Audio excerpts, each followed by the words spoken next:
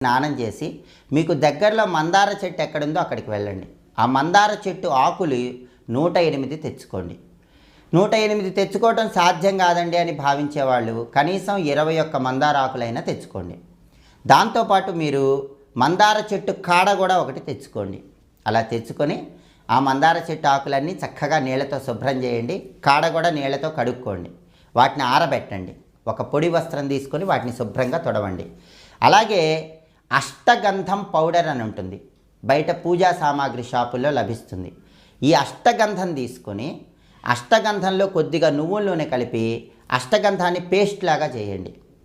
మీరు చక్కగా సిద్ధం చేసుకున్న మందార కాడ ఉంటుంది కదా, ఆ కాడని ఈ అష్టగంధం పేస్టులో ముంచి ఆ కాడతో ప్రతి మందార ఆకు మీద ఓం అని రాయండి. మీరు 108 ఆకులు తెచ్చుకుంటే 108 ఆకుల మీద ఓం అని రాయండి. 21 ఆకులు తెచ్చుకుంటే 21 ఆకుల మీద ఓం